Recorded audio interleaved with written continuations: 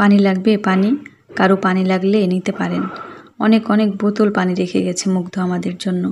যার যার প্রয়োজন নিতে পারেন। শুধু ছাত্ররাই না, যারা মেরেছেন তারাও নিতে পারেন।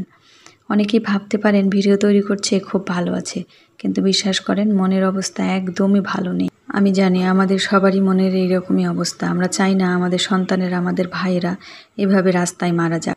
ভিডিও তৈরি করতে একদমই ইচ্ছা করছে না, কিন্তু এই ভিডিওটা তৈরি করলাম আপনাদের সঙ্গে যেন দুটো কথা বলতে পারি। রান্নার ভিডিওতে রান্না নিয়ে কথা বলা উচিত, কিন্তু একদমই রান্না নিয়ে কোনো কথা বলতে ইচ্ছা করছে না। রান্না তো করছি, কিন্তু এই পর্যন্ত কোনো ভিডিও করিনি। আজ প্রায় 15 দিনের বেশি হয়ে গেল ভিডিও ছাড়া হয়নি, কিন্তু একটাও ভিডিও তৈরি করিনি। আজকে এই ভিডিওটা তৈরি করলাম আপনাদের সঙ্গে দুটো কথা বলবো বলে। বিশ্বাস করেন কোনো দিন কোনো দল করিনি, কোনো দিন কোনো দলের হয়ে ভোট দিতে যাইনি, কিন্তু এমন তেমন কোনো কথা বললেই তো এখন যে কোনো দলের ট্যাগ লাগিয়ে দেওয়া হয়। কয়েকদিন ধরেই আমি আমার প্রোফাইলে কোনো লাইক কমেন্ট করতে পারছিলাম না, আর নেট নাই, সেই জন্য আমি ড্যাশবোর্ডটাও দেখতে পাচ্ছিলাম না যে কি সমস্যা।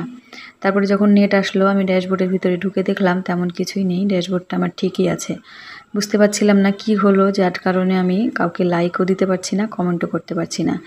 তারপরে যখন আমি আমার পোস্টটা শেয়ার করছিলাম, তো সেখানে উঠেছিল আমি নাকি তাদের কমিউনিটি গাইডলাইন ভঙ্গ করেছি। আমি এমন কিছু শেয়ার করেছি যেটা তাদের কমিউনিটির বাইরে। এরকম সমস্যা আমি কখনোই পড়িনি। তারপরে আমি 2-3টা পোস্ট আমার গত যে 2-3 দিন আমি শেয়ার করেছিলাম সেগুলো আমি ডিলিট করে দিলাম কয়েকটা। তারপরে এখন দেখছি ঠিক হয়ে গেছে, আমি লাইক কমেন্টও করতে পারছি। তো এই হলো সমস্যা। আপনাদের যাদের এরকম সমস্যা হচ্ছে, আপনারা এই 2-3 দিনের মধ্যে যেগুলো পোস্ট শেয়ার করেছেন, ভিডিও দিয়েছেন, সেগুলো ডিলিট করে দেন। আমাদের এই ছোট ছোট পেজগুলো উড়ে গেলে কারোই কিছুই হবে না, সমস্যাটা আমাদেরই হবে।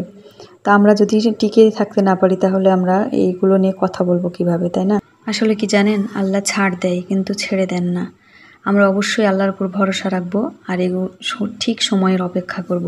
অবশ্যই আমরা দেখতে পাবো, এই দুনিয়াতেই আল্লাহ অনেক কিছু দেখিয়ে দেবেন। তো সেই পর্যন্ত আমরা অপেক্ষা করব, অবশ্যই ধৈর্য ধরব।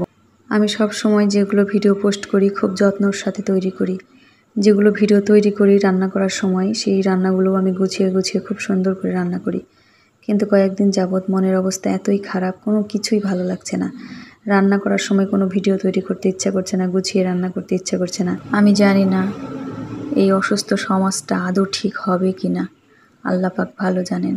সবাই সবার জন্য বেশি বেশি করে দোয়া করবেন। যারা মারা গেছেন তাদের জন্য বেশি বেশি করে দোয়া করব আমরা। অবশ্যই সবাই ভালো থাকবেন, সাবধানে থাকবেন, যার যার স্থান থেকে সাবধানে চলাচল করবেন। বাইরে বাড়ানো তো কেমন একটা আতঙ্কের বিষয় হয়ে গেছে। তো যাই হোক, সবাই ভালো থাকবেন। আসসালামু আলাইকুম।